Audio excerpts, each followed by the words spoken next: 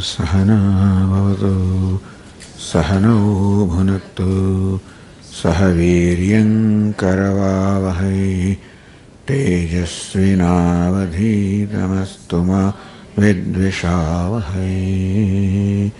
ॐ शान्ति शान्ति शान्तिः। ॐ पूर्णमदः पूर्णमिदं पूर्णात् पूर्णमुदच्यते पूर्णस्य पूर्णमादाय पूर्णमेवावशिष्यते। ॐ शान्ति शान्ति शान्तिः।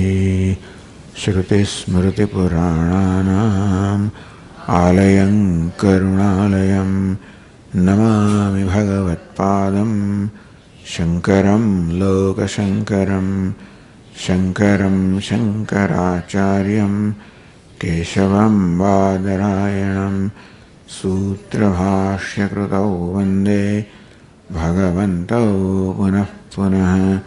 ईश्वरो गुरुरात्मेति मूर्तिभेदविभागिने व्योमवद्व्याप्तदेहाय दक्षिणामूर्तये।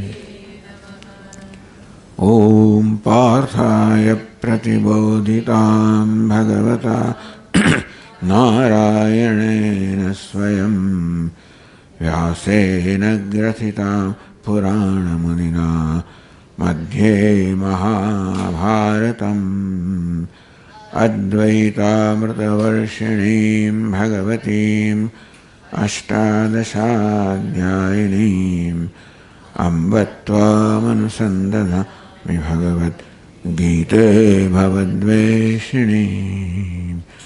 यं ब्रह्मा वरुणेन्द्ररुद्रमरुतः स्तुन्वन्ति दिव्यैस्तवैः वेदैः साङ्गपदक्रमोपनिषदैः गायन्ति यं सामगाः।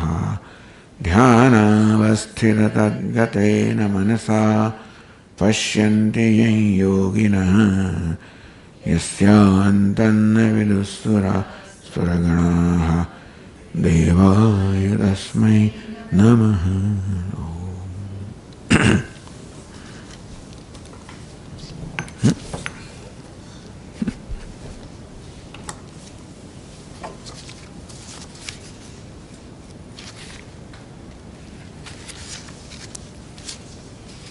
In the verse number 8, page 6.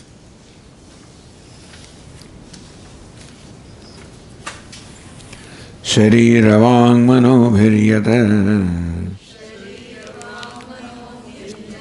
कर्म प्रारभते नरः न्यायं वा विपरीतं वा पञ्चैते तस्य हेतवः तत्रैवं सति कर्तारम् आत्मानं केवलं तु यः पश्यत्यकृतबुद्धित्वात् न स पश्यति दुर्मतिः।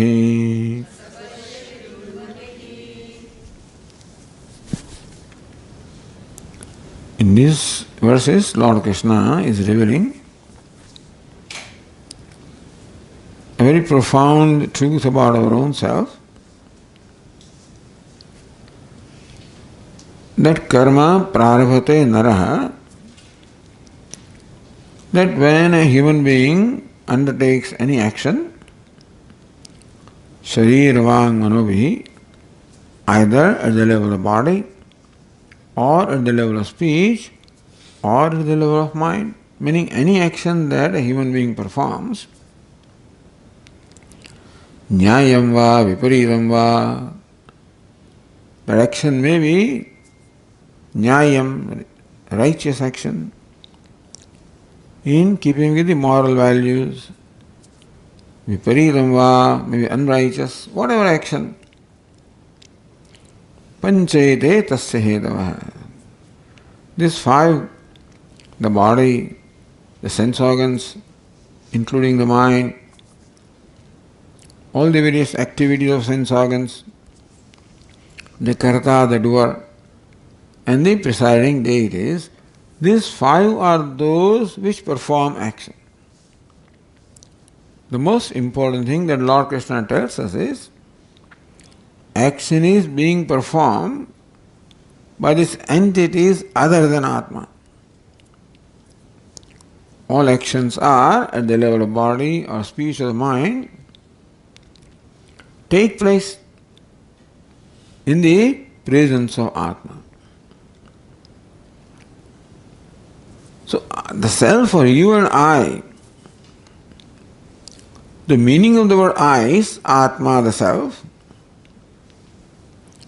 And when you analyze what is the nature of self, I am a conscious being.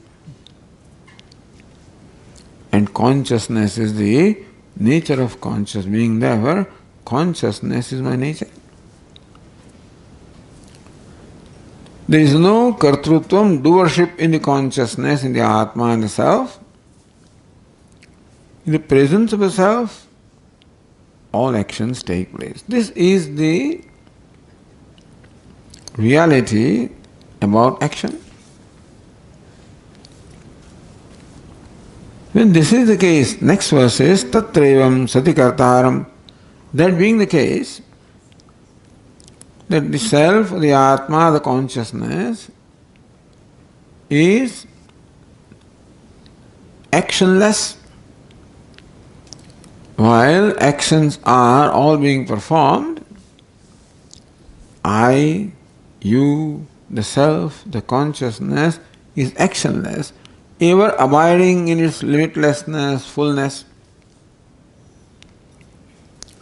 There is no scope of any change or modification in self which is limitless. In the presence of the limitless self that I am, all actions take place. Unfortunately, because of ignorance, because of not knowing this fact, tatra evam sati, even though these five factors which are non-self, other than Atma, they perform the actions.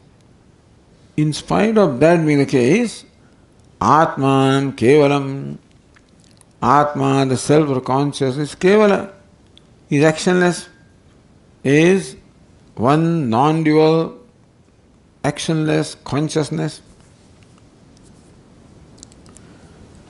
One who takes himself to be karta or a doer. As for example, right now the act of speaking is taking place.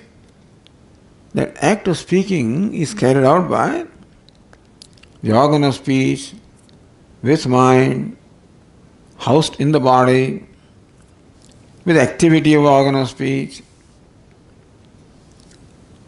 and in presence of the presiding deities.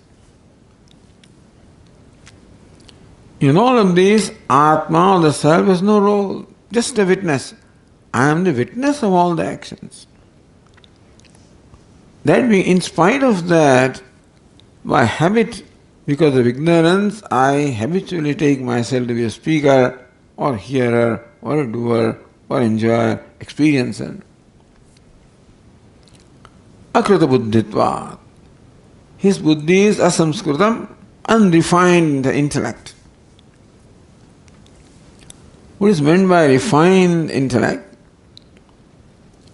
is, first level refinement is purifying the intellect, making the intellect, the mind, free from the attachments, aversions, impulses, impurities. That's one refinement.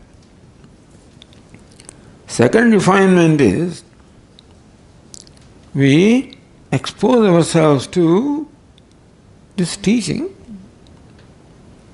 when we are made to see that Atma, the self, is non-dual. I am one without a second. The self that I am is the self that you are. There are no divisions in the self of the consciousness. That therefore I am divisionless, limitless, boundless, ever free, ever complete, Kevalam, that is my nature. And listening to the teacher enables me to see this fact about myself. That's the second level of refinement. First level of refinement is to purify my mind through the process of worshipping with my karma yoga. Second level of refinement is to expose myself to the teacher who makes me see that, hey, in consciousness there cannot be divisions. The bodies are many, minds are many, personalities are many.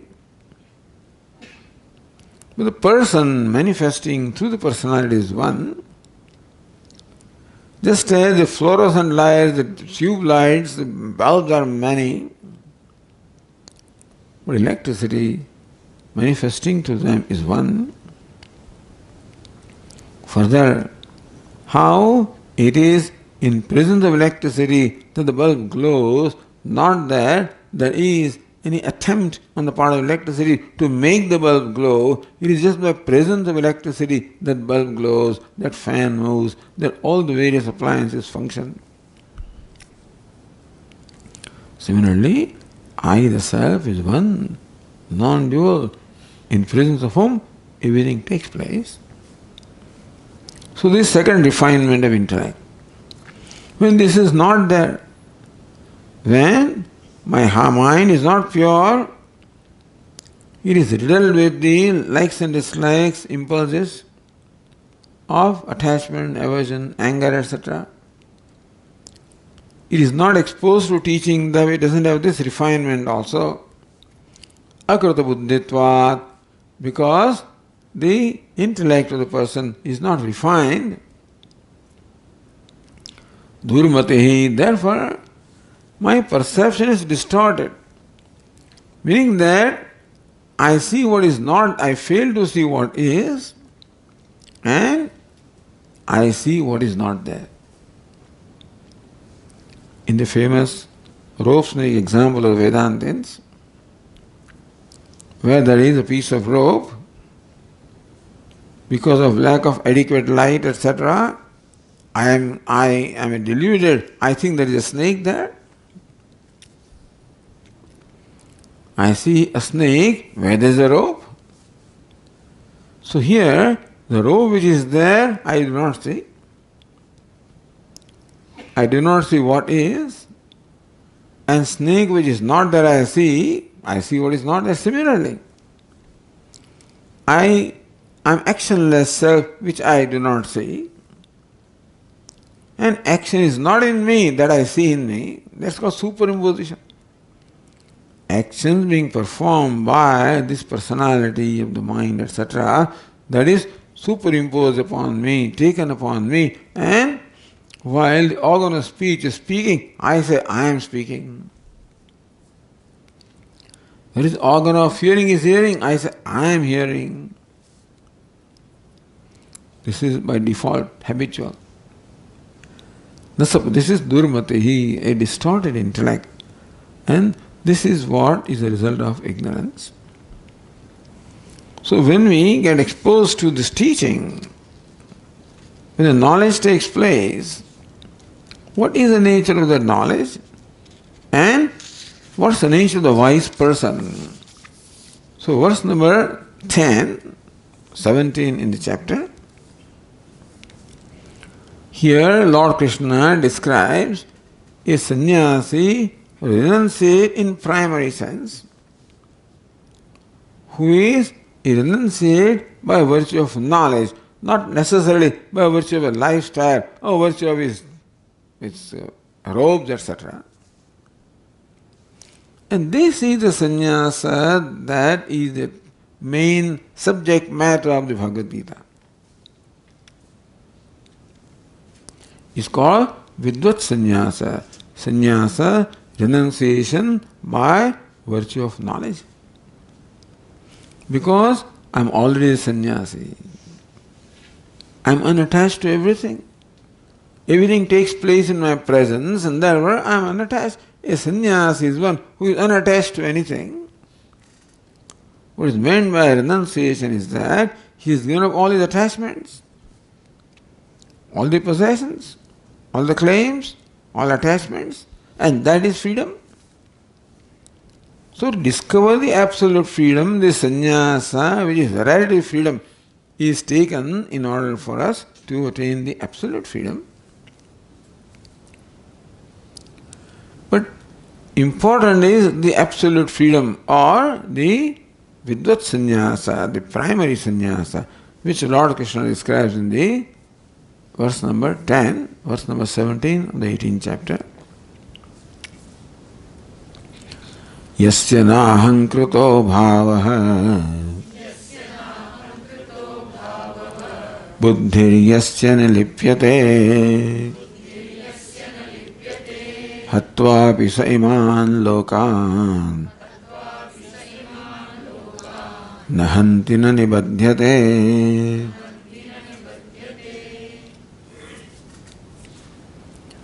Yasya na ahankrito bhavaha. Yasya, one for whom ahankrito bhava nasti. Ahankrito bhava, the sense of the no individuality. Call it ego. Ego is not this pride here. Ego means sense of individuality. How does that arise? Even though there is no individuality in me because I am not confined to an individual body, etc. I am all pervasive. Just a space may feel, you may feel that the space is confined to a part, but space is all pervasive. So also the I is all pervasive, they are not confined to one personality or body-mind complex. The identification that is called ahankara. Taking the body to be myself, the mind to be myself is called ahankara. Yasya nahankruto bhavaha. One who doesn't have this ahankara, the sense of individuality. It is this ahankara or sense of individuality that separates me from you. For example, the space, by nature is all pervasive. Space is one, there are not many spaces. It is formless, all pervasive. But then that space, we look at this part and we conclude that I am a part space. Suppose space says I am a part space. What is part space? Part space is the space confined to the part. Space cannot be confined to the part, and still the part can create a notion of part space. When the boundaries of the part are given importance, then we look that the space is within the part. Is it not so? Is not the space within the part? It is. Is it not? Or is the part that is within the space? Is it the space within the part or the part within the space? At the first look, the impression created in the mind is that the part, the space is within the part. We call it part space 1, part space 2, and as many enclosures are there, that many spaces are there. But then, when we really look at, focus our attention from the boundary of the part to space itself, then we find that it is a part that is within the space. When we focus attention on the boundary of the part, looks like the space is within the part. But when we focus attention on space, we realize that the part is within the space. So it looks like the consciousness is within this body-mind complex. It's like part space, this ahankara, I am so and so, I am confined to this boundary and I am different from all of the space, self. Each one of them is confined to their boundaries. This is my notion, arising from identification with one body-mind complex. like the notion of thought space arising from identification with one part. When space realizes that, hey, I am formless, I cannot be confined to a part, I am all pervasive, I am boundless. Maybe the space needs to be taught, perhaps. The space which thinks that I am part space needs to be taught by a teacher space who says, look, boundaries are not in you, the boundaries are in the part. Similarly, the consciousness, boundaries are not in consciousness, in the self, boundaries are in the body-mind complex. Then the wise person sees that I am the self, which is boundless self. Becomes free from ahankara, from a limited ego which was an imagination or projection. There is no limited space, there is no limited self. But then, because of this projection of projecting this limitation upon the self, I thought that I was limited. I recognize that the I is formless, boundless, one, non-dual. There is no ahankara, no sense of individuality in me, no limitation in me. Yasya nahankruto bhavaha. The wise person knows that I am not ahamkara, I am not confined to this body, mind, etc. I am all pervasive. Buddhir yasya nilipyate. That means he knows that I am actionless, that I do not perform any action. All actions take place in my presence. Since the self of the wise person knows himself as self, doesn't perform action. Even you and I also don't perform action, by the way. Nobody performs actions. We think that we perform action. The I does not speak, but then because of identification with organ of speech, I think that I am speaking. You don't hear, but because of identification with organ of hearing, you think that you are hearer. So when I identify with the different aspects of my personality, eyes are seeing, I say, I am the seer.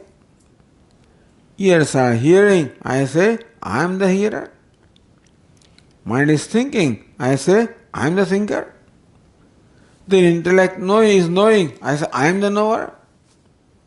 This is called superimposition. By default, this is happening. And we are given the exercise to de-identify. On the first day, we described the state of deep sleep state, where by default we become free from all identifications. That process, with the help of teacher and scripture, we have to carry out consciously to recognize that I am not confined to this body-mind. And therefore, there is no limitedness, therefore there is no need, therefore there is no desire, therefore there is no attachment. But there is a need, there is a desire, then there is attachment to what I think will fulfill my desire. And there is aversion towards what I think will come in the way of my fulfillment of desire. When need is there, desire will be there. Desire is there, attachments, aversions will be there. This is called my buddhi being tainted by the ragadveshas, by the sense of doership. Buddhir yasya nilipyate. One's buddhi is not tainted in any way. Free from the notion of doership, free from desires, free from ragadveshas, ever free, untainted. So this is the state of the wise person, who knows himself as the self that is limitless, and therefore whose mind is free from any needs, any expectations, any demands, any desires, any impositions. When there is no expectation, there is no attachment, no aversion. So first line describes the state of knowledge of a wise person.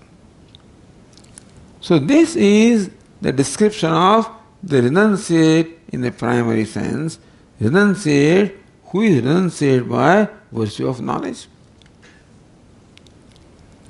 Now second line describes the glory of the wise person. Second line of the verse describes the glory of the wise person. Hatva saiman lokan nahanti na nibadhyate. Saha iman lokan hatvapi nahanti. This is a very huge statement. Iman lokan hatvapi. This wise person, even while killing all these beings, nahanti, he does not kill.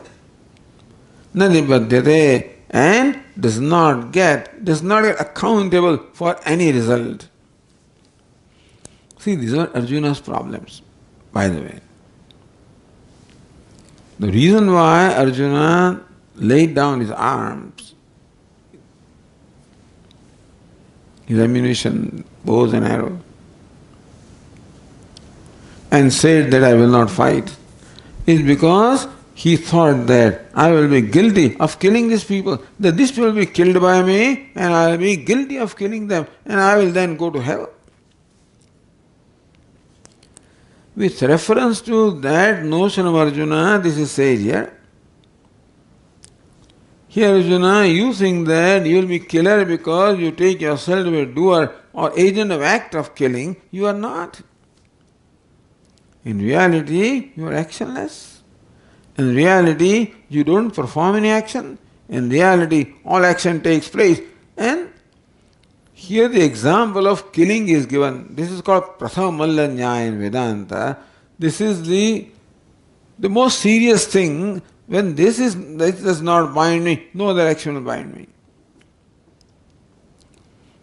Swamiji, Bhagavan, how can you say that? In spite of killing, he does not kill. Now, is it not a contradictory statement? Hatvapi nahanti. In spite of killing, he does not kill. Does it make sense? In spite of killing, he does not kill. Imagine an actor who has, let's say, put on the costume of a beggar and is acting as a beggar on the stage. He's begging. You can say, in spite of begging, he does not beg. Can you say that? He appears to be begging. Why do you say he is begging? Because to the spectators, he appears to be begging. He does not beg. From his own standpoint, he does not. In spite of killing, he does not kill. From the standpoint of the onlookers, then he may look like he is killing. But from his own standpoint, he knows he does not kill. Since he does not perform the action, there is no question of accountability for the result of the action. So this is called freedom. So this is one way of describing moksha or freedom from kartrutva and bhoktrutva, from the doership as well as the experiencership. This topic was started in the second chapter. Nayam hantyan hanyate yenam veti hantaram yaschenam manyate hatam uvauto na vijanitaha nayam hantyan hanyate. Lord Krishna said at that time, one who thinks that the Atma kills, other who thinks that Atma is killed, both of them do not know because Atma neither kills nor gets killed. And that topic is concluded with this verse, Hatvapi saiman lokan nahanti na nibadhyate. That the self doesn't kill, doesn't get killed. Therefore the question of the punya papa does not come for the self. This wise person is ever free. Not that he is going to kill. I mean, this is not that killing all the people is not even possible. Not that a wise person will kill also. But if a situation came As in case of Arjuna, for example, the situation came that to protect the dharma, he has to fight with these people. Even if Arjuna does not have any personal agenda, he is still required to perform his duty by virtue of his being a Kshatriya. And duty of Kshatriya is to protect dharma and protect the subjects. And therefore, as required by his duty, Arjuna would be required to fight this battle. In process of that fighting battle, people will be killed. If Arjuna is a wise person, knows the self as it is, he has the knowledge of the true nature of self, then Arjuna, you are free. You think that the karma binds, the ignorance binds, the doership binds, karma does not bind. So this is how one topic is concluded here. Now Lord Krishna continues to give us, as I say, the anatomy of, it explains our personality. In the context of karma or action that we perform in day-to-day life, Lord Krishna explains to us the various factors involved in performing actions or doing vyavahara that we do. And Lord Krishna classifies each entity in three categories based on the guna or the qualities or disposition. So those who have studied or studying Bhagavad Gita know that our mind is composed of three dispositions: sattva, rajas and tamas. They are called gunas. These are dispositions. They make up the whole universe. They make our personality. Sometimes the mind is happy, tranquil, pleasant. That is sattvic state of mind. Sometimes the mind is agitated. Rajas state of mind. Mind is very dull, sleeping. Tamas state of mind. So Lord Krishna described the sattvic, the rajas and tamas so that we recognize how our mind is. So we can give up the rajas and tamas and cultivate the sattva. Because we earlier said that it is necessary to refine our mind. First level of refinement was the purification of mind, making mind free from impurities. The rajas and tamas are the impurities, therefore to make the mind sattvic, either you call it the purification of mind or making the mind sattvic. How can I make the mind sattvic? When I recognize what rajas is and tamas is, then I know what to give up. So what I need to know is what to give up and what to encourage and nurture and nourish. If I recognize, hey, my mind is thinking like this, it is rajoguna, let me give it up. Tamoguna, give it up. Sattvaguna, let me encourage. Thus to transform a personality into a sattvic personality, a pure personality, a pleasant personality, so that then we become qualified for this knowledge and freedom completely. When the mind becomes sattvic, you already gain 80% freedom, by the way. Then rest of the freedom, refinement comes by knowledge. Thus it is very important to understand our own personality.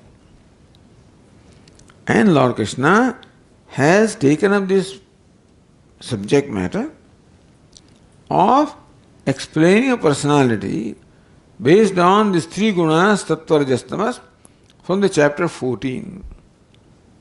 In chapter 14, and then again 16, then again 17, the classification based on the three gunas has been carried out. Same process now is continued. The tyaga was classified in three, and now various other factors are classified so that we can understand ourselves. That I understand my own mind. I understand myself.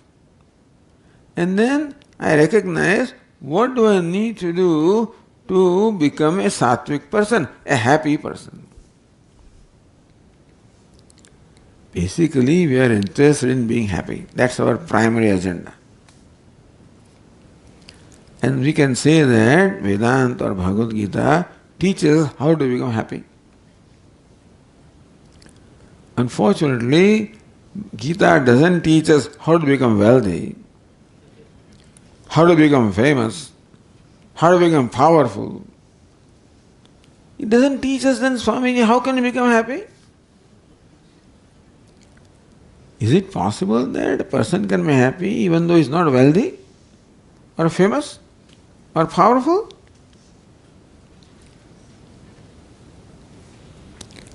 Answer is just because happiness doesn't come from anything other than myself. Happiness is, number one, disposition of mind. That is, I experience happiness when my mind becomes sattvic. Whether I have those possessions or not, it is not necessary that I require anything other than myself to be happy.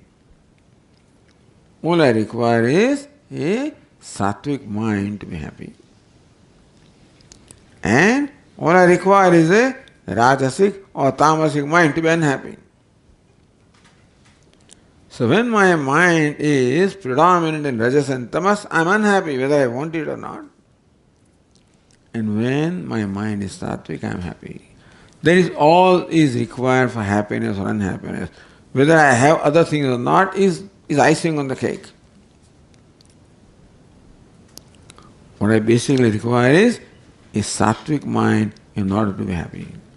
Therefore, our constant attempt or endeavor should be to get rid of the rajas and tamas from the mind and cultivate the sattvicness of the mind. And therefore, Lord Krishna gives us a few pointers here as to how we can recognize whether our mind is sattvic, rajasic or tamasic. So the next verse gives us a preface here, prastavana, a proposition of what Lord Krishna is going to discuss further. So let us read the next verse. Verse 11. Jnanam karma cha karta cha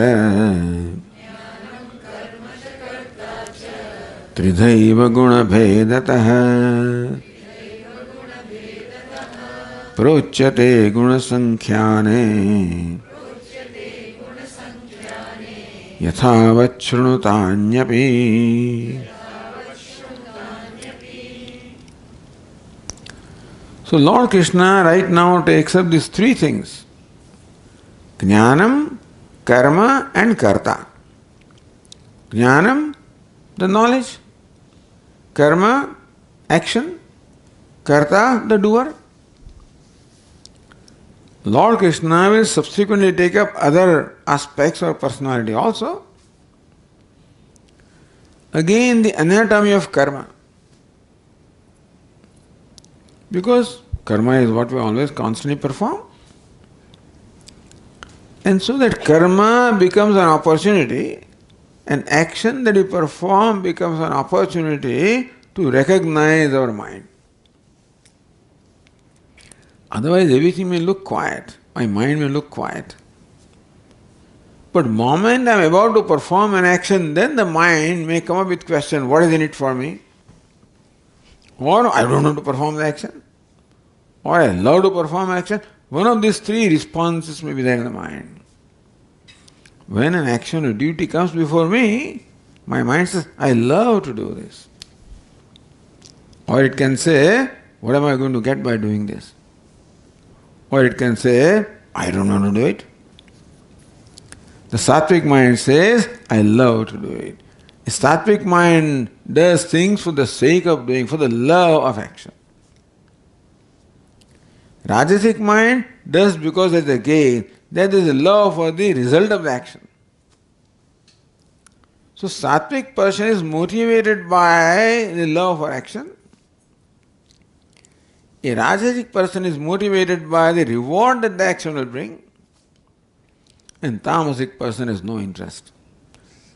Action also does not interest, doesn't motivate him. Even reward also, he becomes so dull. Even reward also does not motivate him.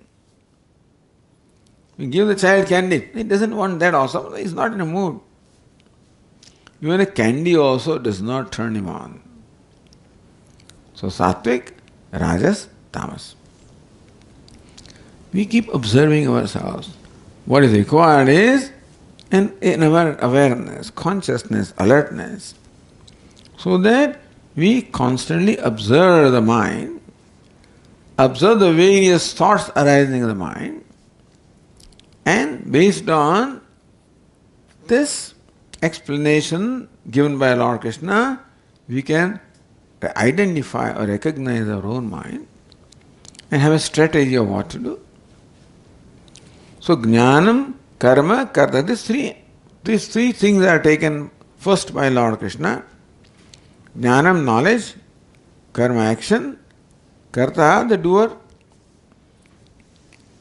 Guna Bhedatha, hey Arjuna, each one of these can be classified in three categories: Sattvic, Rajas, Tamas. Meaning what? Sattvic Jnanam, Rajasam Jnanam, Tamasam Jnanam, then Satvikam Karma, Rajasam Karma, Tamasam Karma, then Satvikah Karta, Rajasah Karta, Tamasah Karta. You saw the different, here vibhaktis. So, Arjuna, listen to them. Now, Lord Krishna takes it one by one.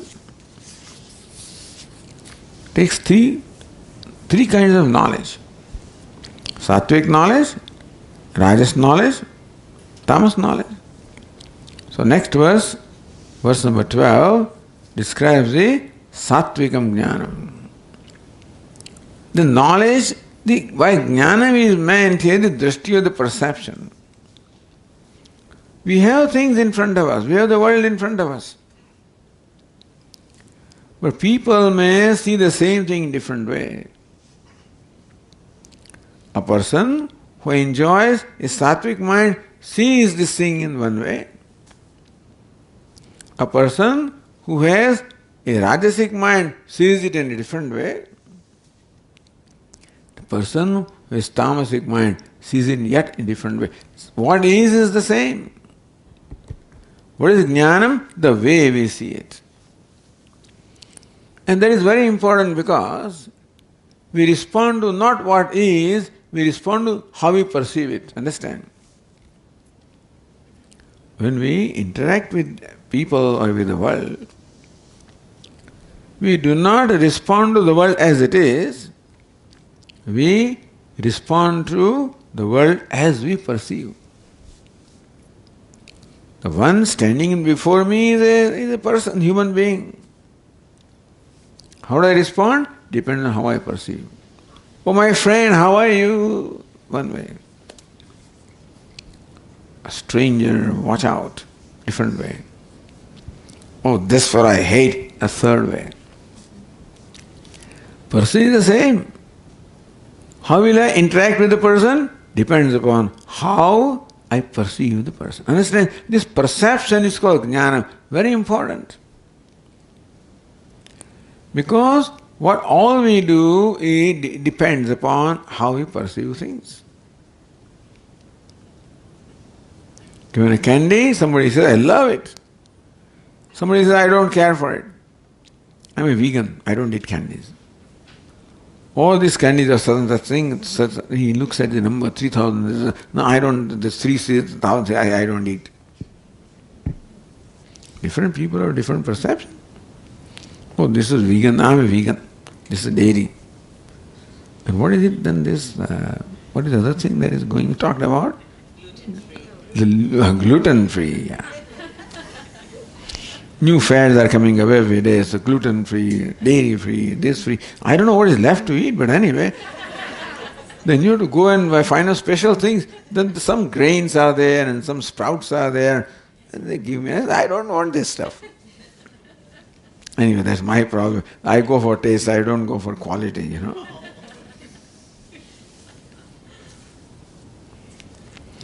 Depends on how you perceive. For a person, the sprouts, I don't want it. For other person, sprout means, just motivates them. Oh, how wonderful.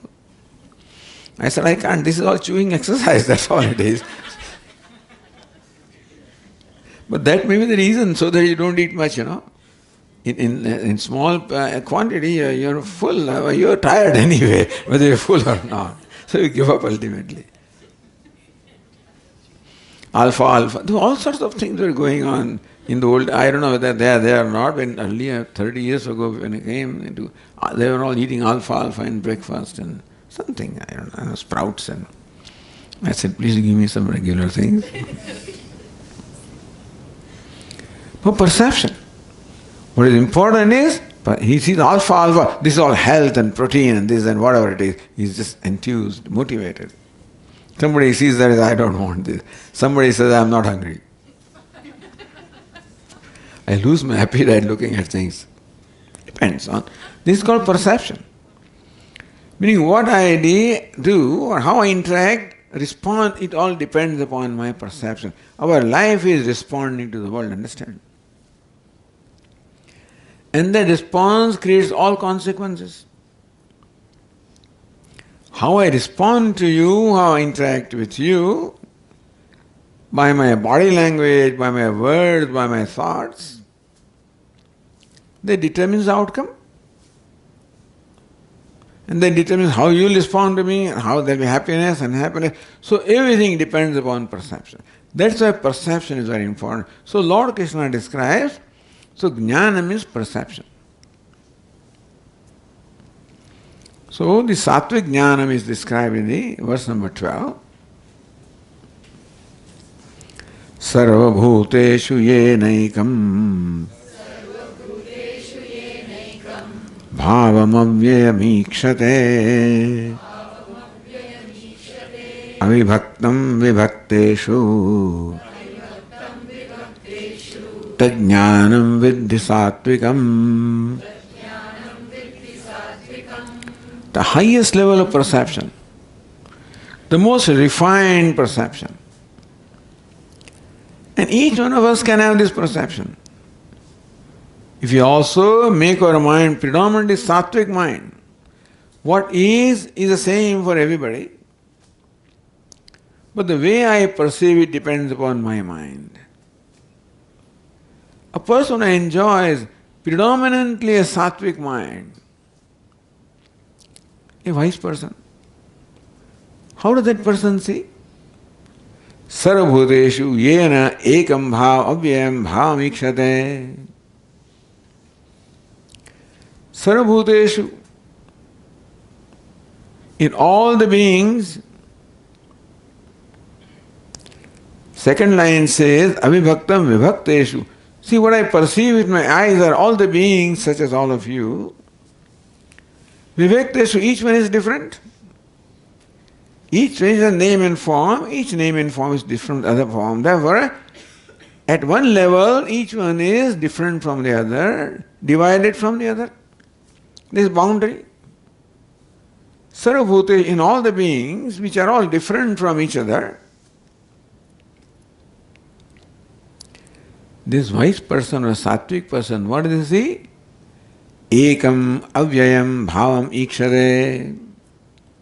Avibhaktam. He sees undivided in the divided beings. He sees the changeless in the changing. He sees one in many. How does a sattvic person see or a wise person see? In many, he sees one. In changing, he sees the changeless. In divided, he sees undivided. Is it possible? Is it possible that there are many ornaments, each one having a different name and form? One is a bangle, one is a earring, one is a whatever, so chain, waistband, anklet. Sarvabhuteshu, all different entities are there, different ornaments are there, each one has a different name, form and different use. Earring is placed here, and nose ring here, bangle here, chain here. Name is different, form is different, function is different. So one person sees, but the goldsmith sees one in all this different. He says one gold in all these different divided ornaments. Oh, we also see Swami. That's all right. I gave a simple example. To understand what is meant by seeing one in many. That one alone has become this many, one alone appears as many, one gold appears as many ornaments, which ornament has its own name and form and function. So at one level, they're all different from each other. But then, this one perceives the gold in all of them and therefore sees one in spite of many. A bangle has a form which is subject to change. The gold does not say change. He sees the changeless in the changing. He says one in many. He says undivided in all divided. Simple example of gold. That's all I saw. You always give an example of gold and get away with it. But what about our life? All different people are there. Each having name, form, personality, function, everything is different for everybody. And still, is there something common in all of us? Is there something common? What is it? The self that I am, the self that you are. So each one is like a costume. That's how the Upanishad describes. That Ishvara, Bhagavan, created all these costumes. That's called creation. And entered into them. Like an actor may enter the costume, so also Ishvara created countless costumes. And entered into them, meaning that one Ishvara is now performing countless roles, isn't it? Our ordinary actors can perform a double role, triple role. This is Nataraj, a great actor. Who? Bhagavan. He created these costumes, entered into all of them, and now is simultaneously performing countless roles. Can you imagine that?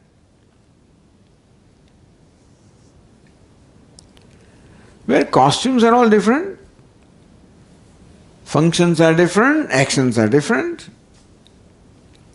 But the one who manifests through the costume, the personalities are many. The person that manifests through the personality is one. The bulbs are many. Electricity that manifests through them is one. This simple example, Swamiji, but I don't see what is you and I. We are all different. What is common in us? Something is common? We are all human beings. That is common, isn't it? Or we are beings. Isn't that common? Not only we are human beings, we are beings. Is it not so? Now, in order to see what is common, we have to set aside what is uncommon.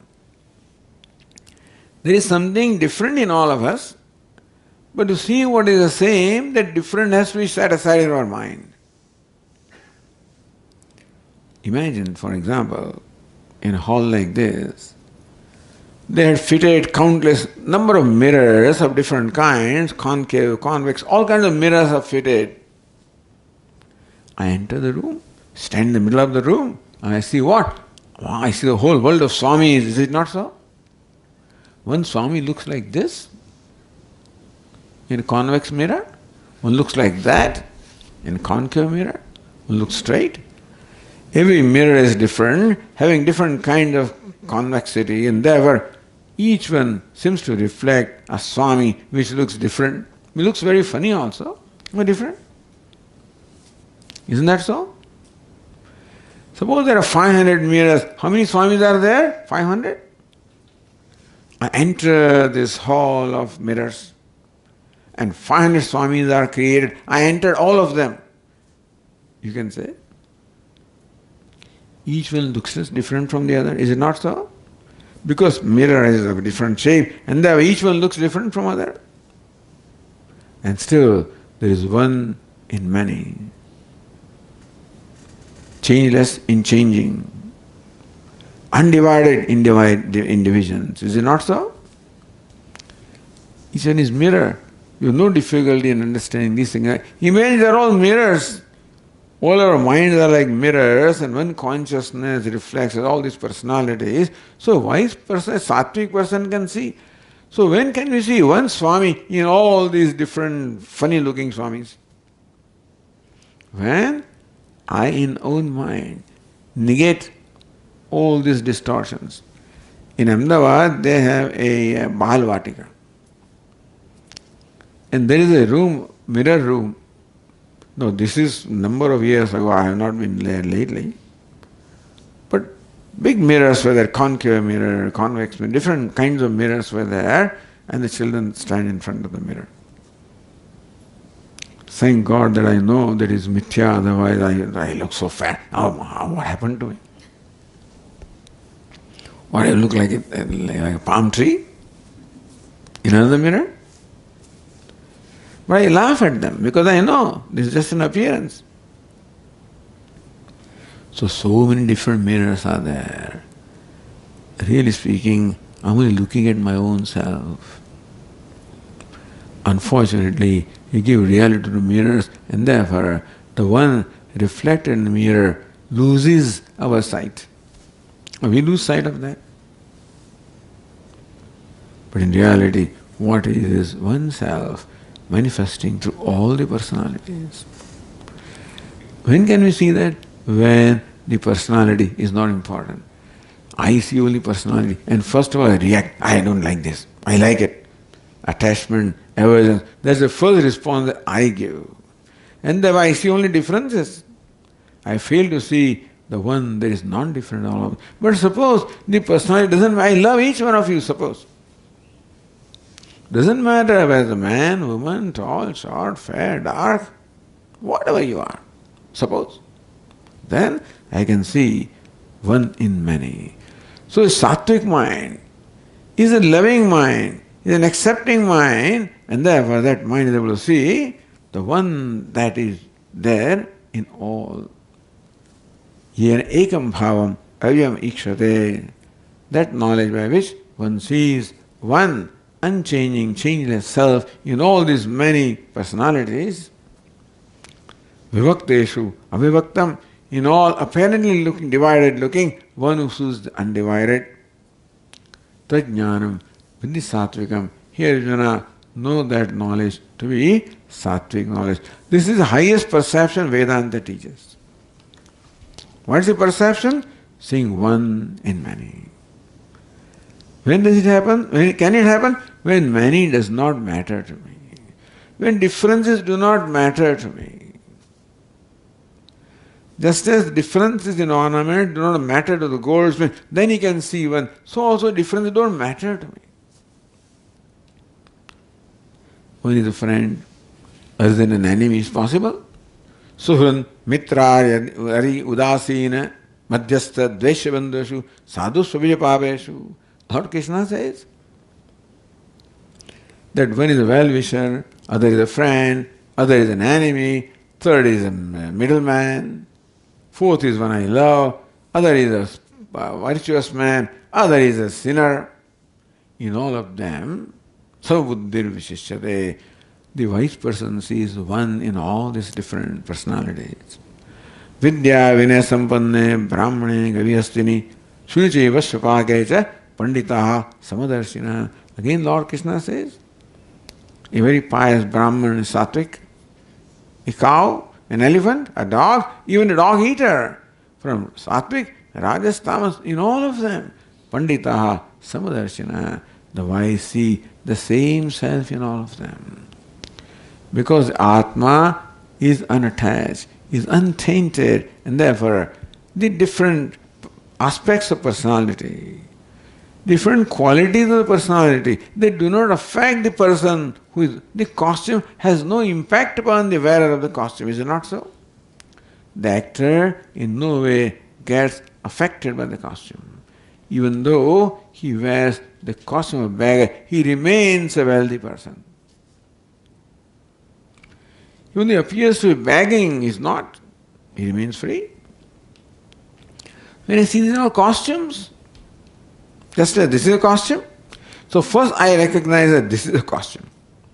And I'm the indweller of the costume. Then I can see all these are costumes. And same I indwells in all of them, all of you. This is the ultimate knowledge. When this knowledge is there is no division. Then there is no superior, inferior, different mind, everything is one. Then what is there? No attachment, no aversion. Then what will be there?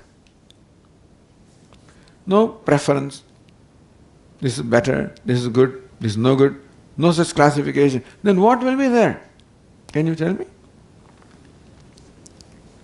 When there is no favorite, there is nobody's favorite. I don't favor anybody. I'm not unjust to anybody. Then what kind of sentiment will be there? Love, exactly. So this is the ultimate knowledge that Lord Krishna teaches. The sattvic person, because of his love, all differences melt away. In a rajasic person, next time verse says, all differences become important. For the sattvic person, differences are just their occasion. They are by default manifesting only one non-different self. So the sattvic jnanam. Next one, rajas jnanam, which we normally have. So that's the next verse. Prasaktve tu yajnanam nana bhavan prasakvidhan vetti sarveshu bhuteshu tajnanam vidhi rajasam. So one who has predominance of rajas, which most people fall in that category, having predominance of rajas. How does that person, same thing. Whereas sattvic person saw one in many, this one sees many in many. Nana bhavan, prasak vidhan. He sees many atmas as the names and forms are. Each atma is different from each other. One is a happy atma, unhappy atma, good atma, bad atma. This is how I see. This is a good person, bad person, happy, unhappy. So I see many and I see varied. Not only I see many, each one different from other, at the same time I see all people are as different, good, bad, indifferent.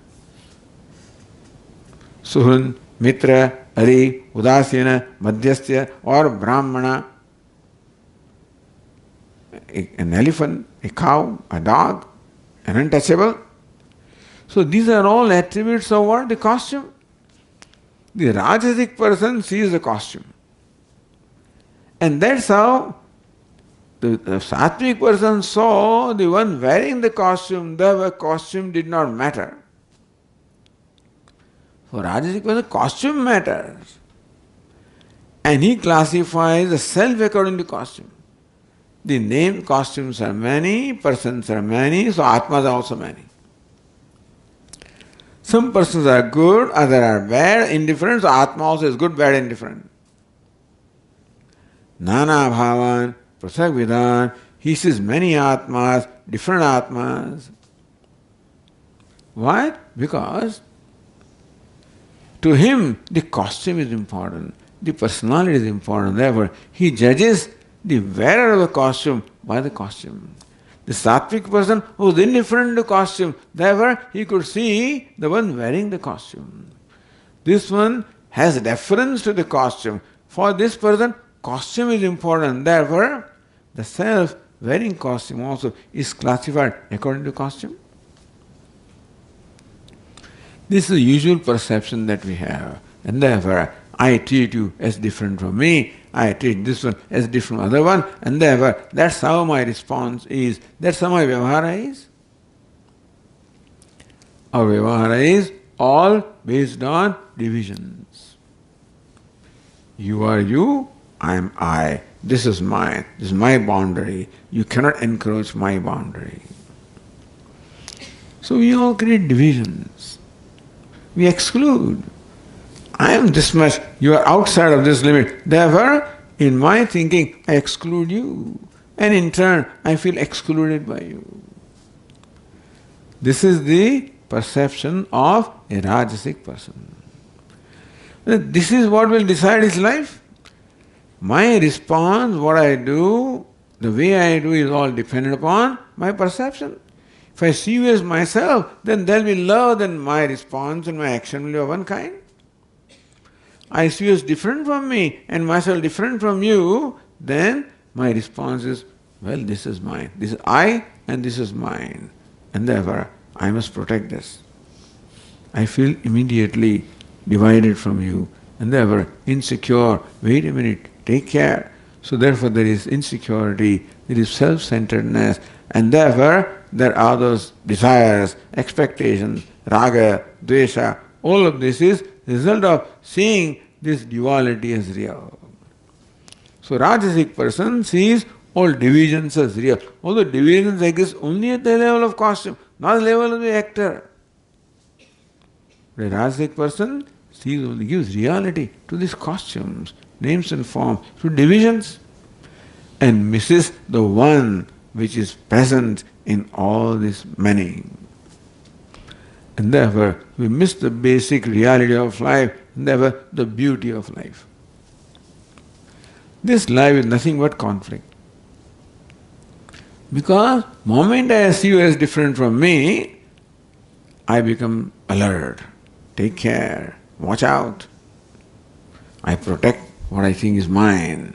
I do not allow you to encroach into my limits. See, this is how our vyavahara is going on. I don't suggest that you drop this vyavahara. Swami, that means I should allow you in my house. I'm not suggesting that. First change the perception. We will then, what Lord Krishna teaches us. Even though we see right now the duality,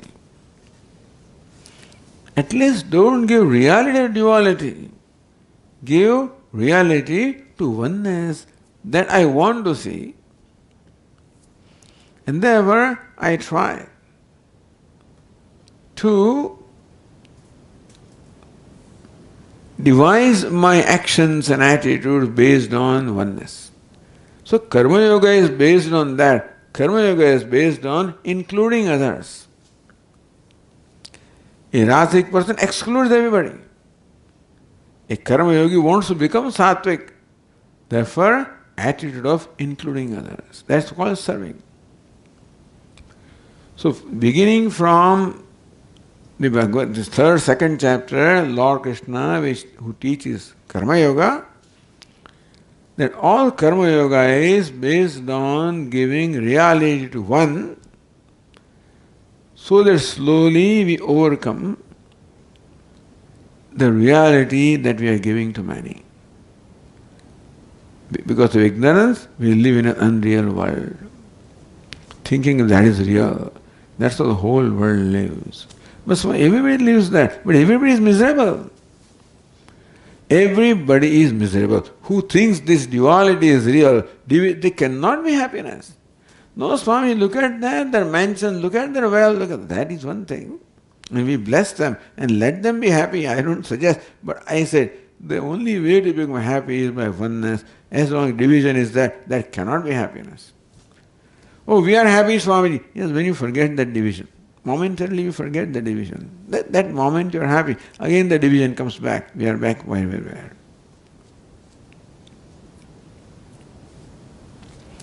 In a slapstick joke, again now I heard a few jokes today. So now I can tell you one.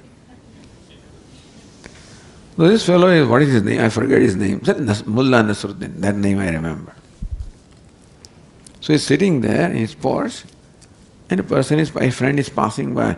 He says, Mullah, did you know that a neighbor is right now making jalebi? You know jalebi?